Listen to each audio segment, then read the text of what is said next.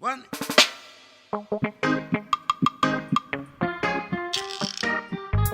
Good afternoon and welcome to yet another episode of Bread and Butter Conversations. My name is Wonderboy Mnaro and I'm sitting next to Dr. Colbert Mukwevho. I hope I put that right. Well, sure. Okay, sir, first and foremost, it's not so long ago since you were honored with the honorary doctorate title. Maybe we should start there. How did you feel? Well, there was a lot of excitement, and I was nervous at first, but yeah, it's cool, man. It's cool. Yeah. He says so himself. Now, being honored as a doctor in Venda, in music, how does that make you feel? Because mostly we have doctors in the academics, and now you are not being honored for something that you were studying. You were honored for something that you were practicing, and you never had any academic qualifications prior to that. How does that make you feel, being honored for something that you've been doing for such a long time and so well?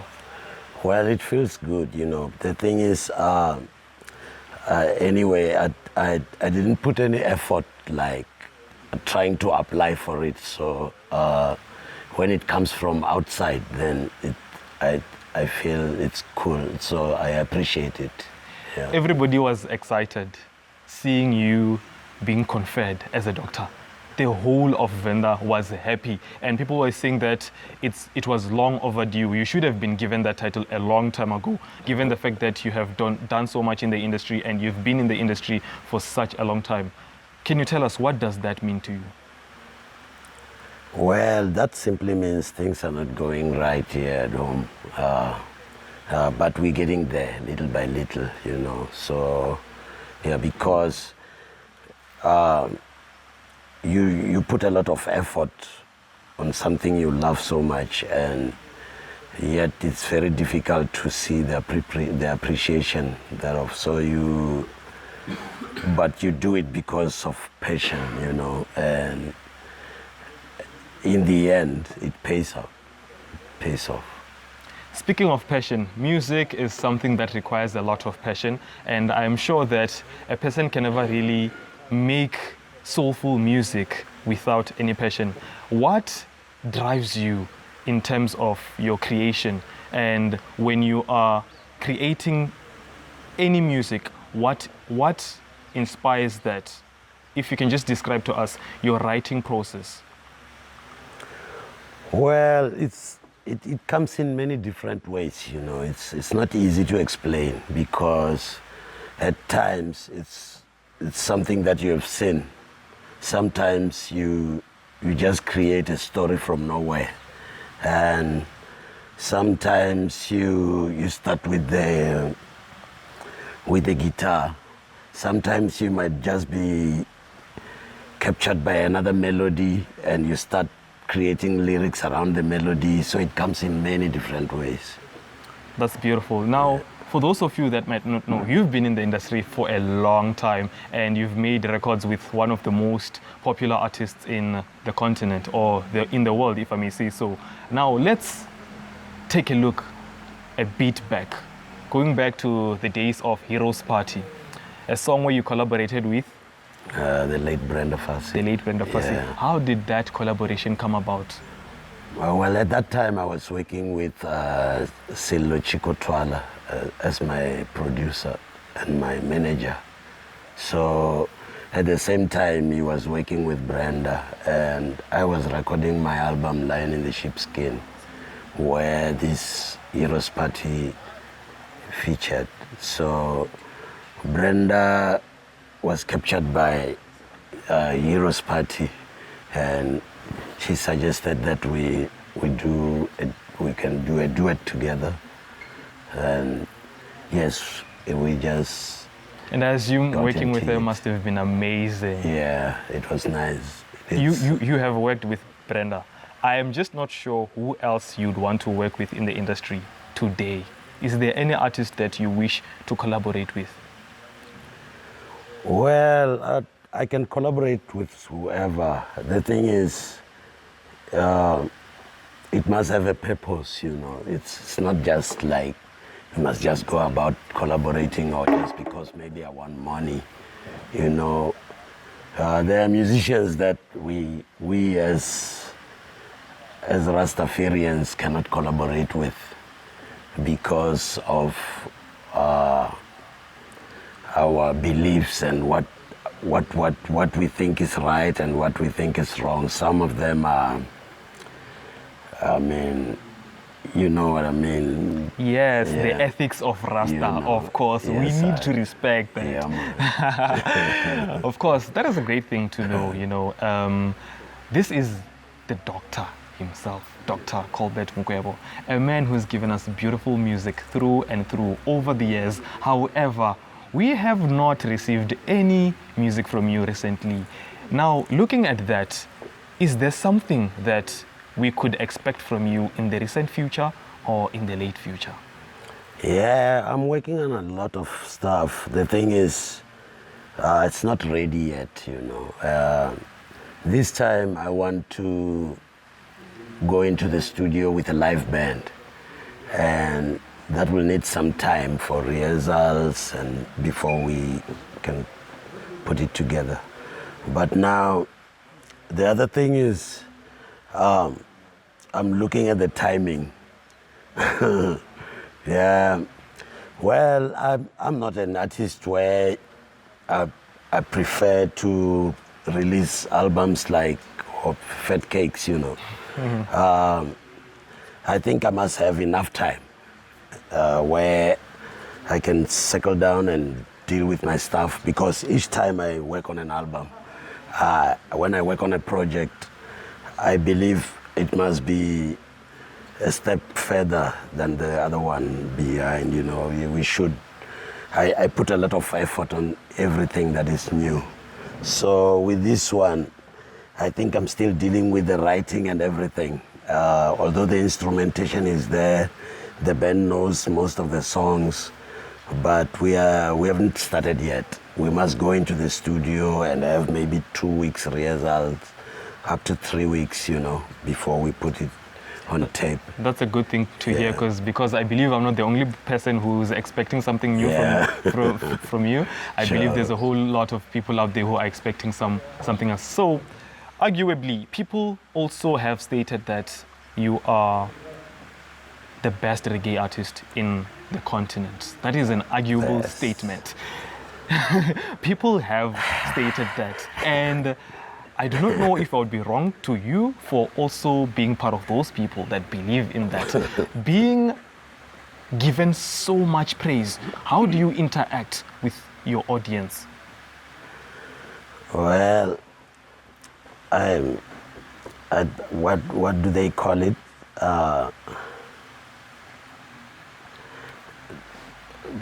There is a Jamaican proverb that talks about what I want to say, but it's something like, you can just look at it and keep your ears shut, like you can't hear a thing, you know. Because, you know, if you listen too much to what people say, then most of it can be so misleading. So I don't believe in what I hear. I believe in what I know, you know. So I just know if I'm working on a project, I have to put a lot of effort. I have to be prepared to work and hard. I work hard. So whatever people would like to say, because sometimes these statements create animosity amongst ourselves when somebody is considered best, and the one who is best is the Almighty, you know. Yes, and no man can be best. that is true and correct. And after all these years of performing, do you still deal with stage fright? And if so, how do you handle that? Well, I've never experienced that. I just hear people talk about it. Or is it maybe because you pray or you meditate before that? No, maybe it's because we started performing at a very early age, so I can't even remember when I was nervous, you know. Yeah. You got used to it. Yeah. So what is your favorite part of your line of work?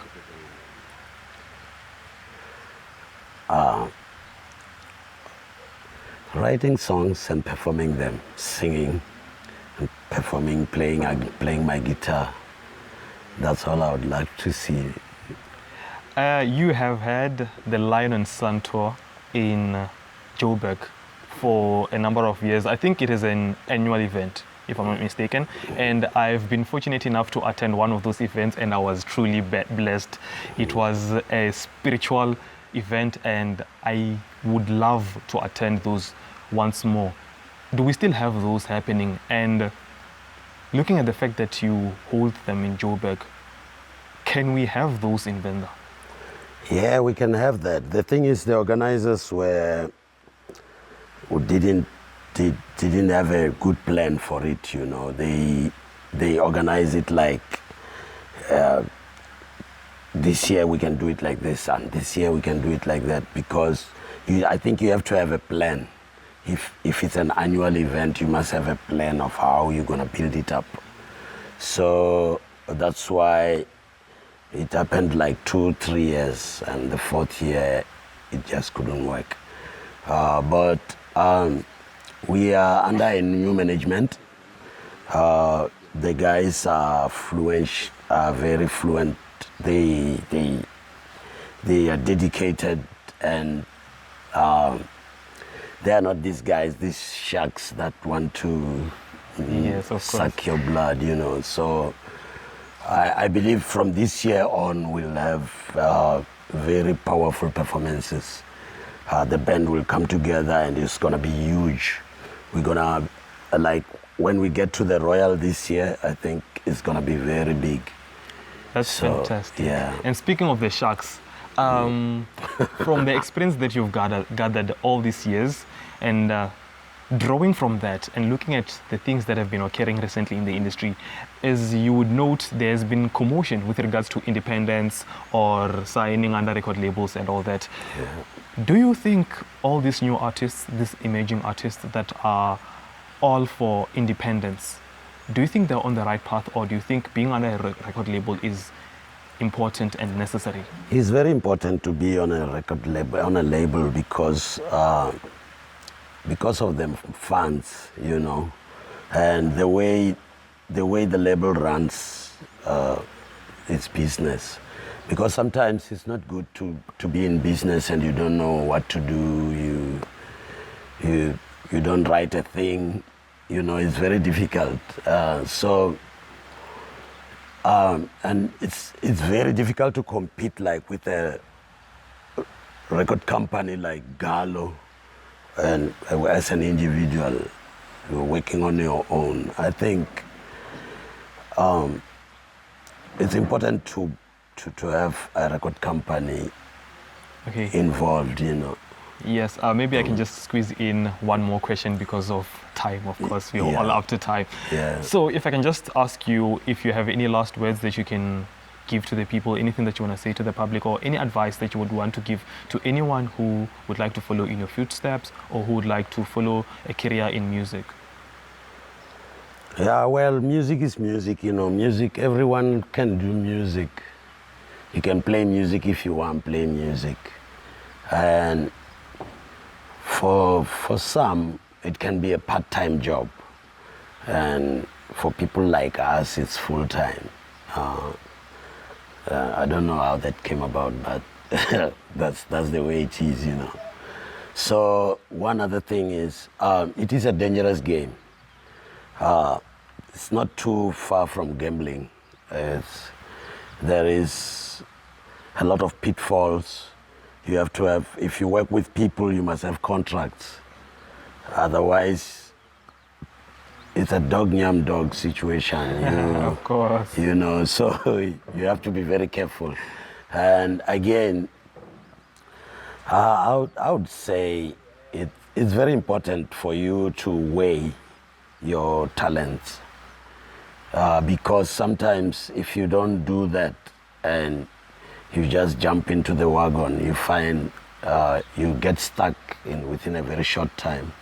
So it's important to check if really you have the potential to carry on, you know. Because that's why, like, if you can check, there are plenty musicians that we were working together from as early as 1985, and they are no longer in the music industry, not because they don't want to be. The thing is, it happens. Doesn't work, you know. Yeah, it happens. Wise word. Thank you very much. But before we can leave, may you please kindly bless us with a verse from any of your catalog. We would want to hear the roaring voice of the lion. Well, blessed is the man who walketh not in the counsel of the ungodly, nor standeth in the way of sinners, nor sitteth in the seat of the scornful.